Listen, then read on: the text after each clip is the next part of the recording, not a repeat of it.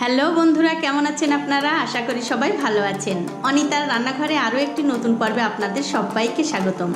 আমার আজকের রেসিপি কাঁচা কুল মাখানো, অনেকেই আবার বলে থাকেন বড়ই। সেইটাই আজকে আপনাদের মাখিয়ে দেখাবো কেমন করে মাখালে আরও সুস্বাদু এবং আরও মুখরোচক হয়ে উঠবে। তো বন্ধুরা, ভিডিওটি শুরু করার আগেই বলে আমার এই ছোট্ট চ্যানেলটি অবশ্যই সাবস্ক্রাইব করবেন আর পাশে থাকা বেল আইকনটি ক্লিক করতে ভুলবেন না। তাহলে আমি যদি নতুন কোনো ভিডিও নিয়ে আসি সবার আগে আপনি দেখতে পাবেন।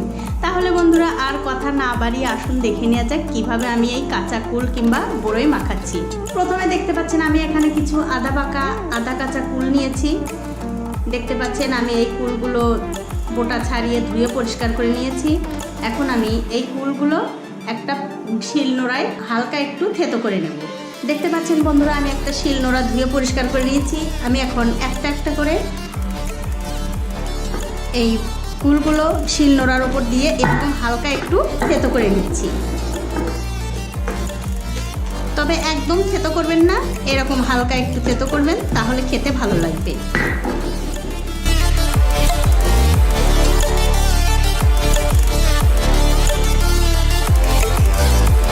দেখুন বন্ধুরা, আমি এরকম করে থেতো করে নিচ্ছি। আমি সবগুলো এরকম একই রকমভাবে থেতো করে নিয়ে তারপরে আপনাদের দেখাচ্ছি।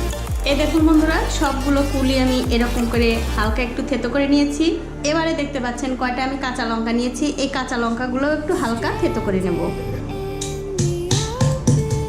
আপনারা ঝাল কম বা বেশি খেতে চাইলে লঙ্কার পরিমাণটা কম বা বেশি করে দিতে পারেন।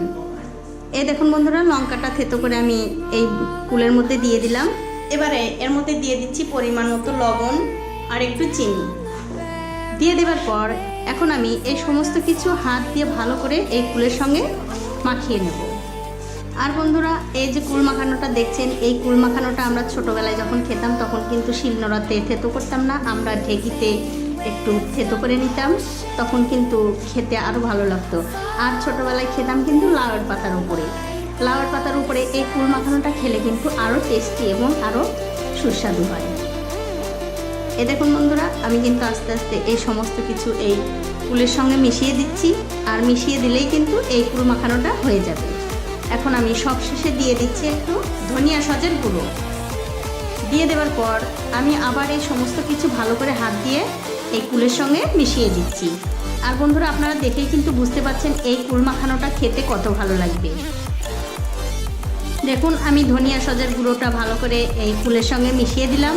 তো দেখুন বন্ধুরা, হয়ে গেছে আমার আদা পাকা কুল মাখানো। আর এই কুল মাখানোটা খেলেই বন্ধুরা আপনাদের কিন্তু ছোট্টবেলার কথা মনে পড়ে যাবে। তো ভিডিওটি যদি আপনাদের ভালো লেগে থাকে অবশ্যই একটা লাইক করবেন, কমেন্ট করবেন আর শেয়ার করবেন আপনার বন্ধুদের সাথে, যাতে তারাও ওই আদা কাঁচা কুল মাখানোর বিষয়ে জানতে পারে এবং শিখতে পারে। সবাই ভালো খাবেন, ভালো থাকবেন আর সবাইকে ভালো রাখবেন। আজ এই পর্যন্তই, দেখা হবে অন্য কোনো নতুন ভিডিও নিয়ে।